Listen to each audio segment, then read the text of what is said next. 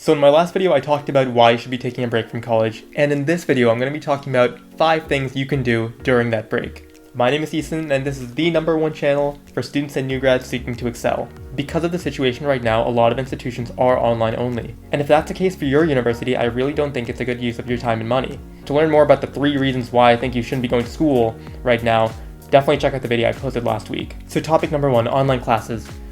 I'm not referring specifically to community college classes or classes you could be taking cheaper at another school. I'm actually referring to educational classes you can be taking right now that are being offered at a very subsidized cost, if not completely for free, because of COVID. I highly recommend you consider taking classes through LinkedIn Learning, Coursera, and edX. If you're a business student and you want to learn programming or graphic design, you can do all of that without having to worry about the grade you're getting in the class and having to worry about it affecting your GPA. Udemy is another really good source. Udemy has really cool discounts, and if you're paying for them, make sure you pay no more than $10.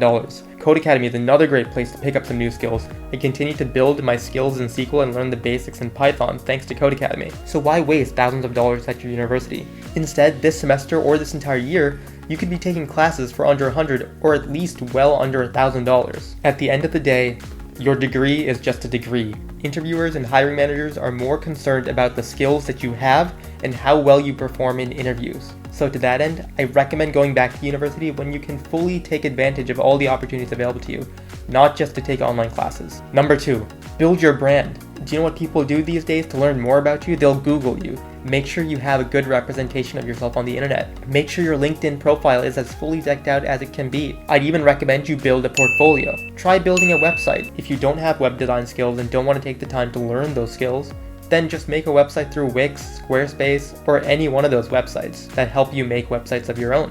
Think to yourself, how are you going to stand out amongst the crowd?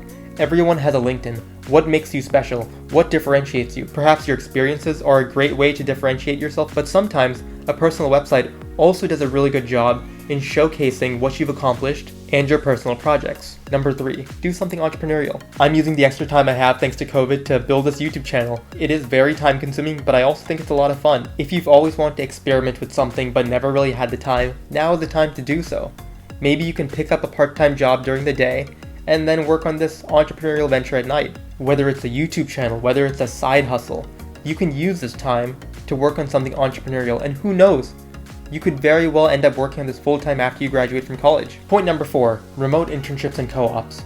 A lot of the students I'm mentoring have actually asked me about this, and I've told them that there are companies who are still hiring for remote internships and co-ops. If you have the opportunity, by all means, go for it. This is a great way to continue networking, make some money, and you don't have to worry about paying the thousands of dollars that you would be paying if you were taking classes only because your university is online. This remote internship or co-op could also end up being the company you end up working for eventually. And lastly, join a volunteer organization. I always feel satisfied when I'm able to help another person, and this is just a really good time for you to volunteer. Best of all, it is also something that can be used to bolster your resume. As I like to say, companies hire people, not resumes. By joining a service organization like AmeriCorps or Service Year Alliance, not only will it look good on your resume, but you also get to give back to your society. The volunteer experience you have is also something you can talk about in your interviews.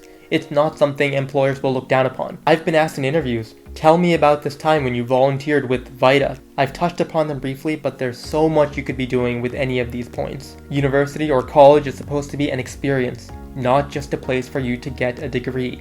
It's not just a place for you to do your classes. I've heard the reasoning of you're going to be graduating later if you're going to be taking a break from school, and that's no big deal at all.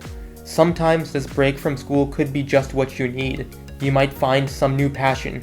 You might maybe do something entrepreneurial that, like I said, ends up becoming your full-time gig. Opportunity cost should not just be looked at monetarily. It's not just about how much money you're going to be losing if you're taking a gap year. I took a gap year and I'm glad I did. When I came back to school, I was much more mature. I knew what I was looking for.